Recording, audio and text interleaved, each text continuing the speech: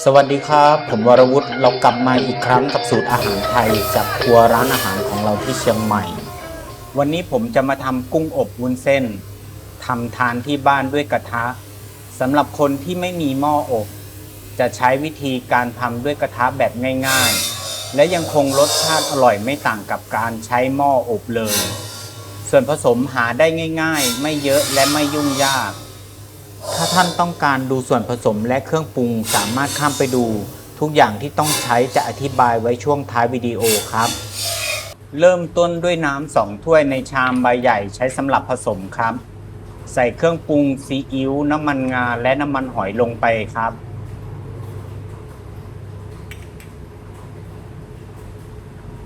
This is Maggi. This น้ำมันงา This น้ำมันหอย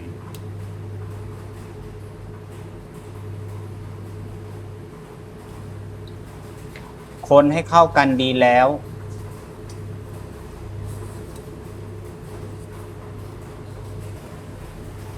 หลังจากนั้นใส่วุ้นเส้นลงในน้ำที่ปรุงรสไว้แช่ทิ้งไว้ประมาณ5 นาที Gonna leave in this for 2 or 3 minutes. ตั้งกระทะหรือหม้อใบใหญ่ที่มีฝาปิดใช้ไฟอ่อนครับใส่หมูหั่นบางลงไปในกระทะขั้นตอนนี้จะไม่ใส่น้ำมันครับระหว่างที่หมูกำลังสุกใส่รากผักชีกระเทียมขิงพริกไทยเม็ดและเห็ดหอมลงไป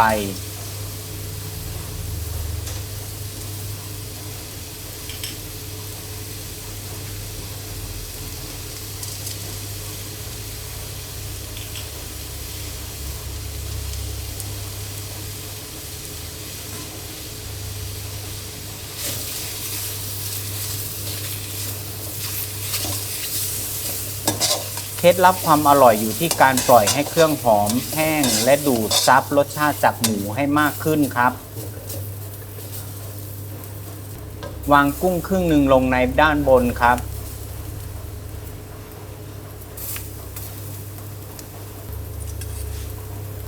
จากนั้นใส่วุ้นเส้นทับลงไปเทน้ำปรุงรสลงไปพอท่วมก้นหม้อแต่อย่าให้ท่วมวุ้นเส้นครับพอน้ำเดือดวุ้นเส้นจะสุกด้วยไอน้ำและดูดซับรสชาติอร่อยเข้าไปวางกุ้งที่เหลือลงไปด้านบน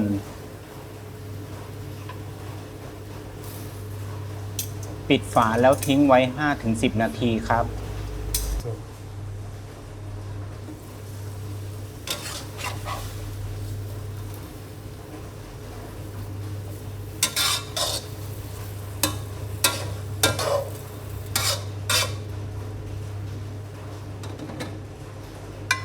เมื่อน้ำส่วนใหญ่ระเหยขึ้นเดือดจนแห้งแล้วใส่ขึ้นฉ่ายและต้นหอมลงไปด้านบนครับ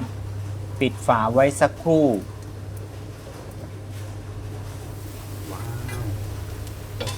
แล้วหลังจากนั้นคลุกเคล้าทุกอย่างให้เข้ากันครับ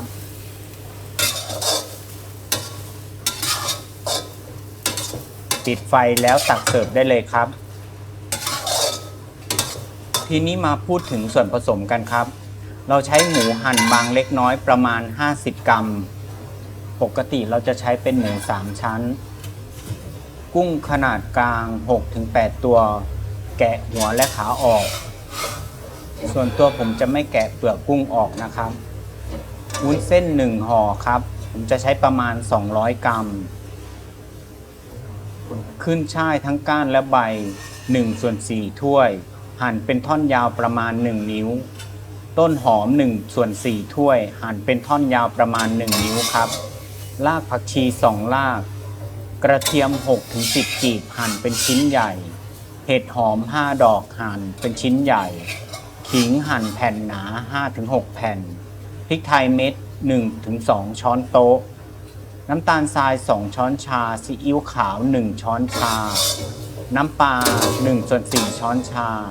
น้ำมันหอย 1-2 ช้อนโต๊ะซีอิ๊วดำ 1/4 ช้อนชาน้ำมันงา 1-2 ช้อนชาผงรสดีหมู1 ช้อนชาผ งชูรส1/4 ช้อนชา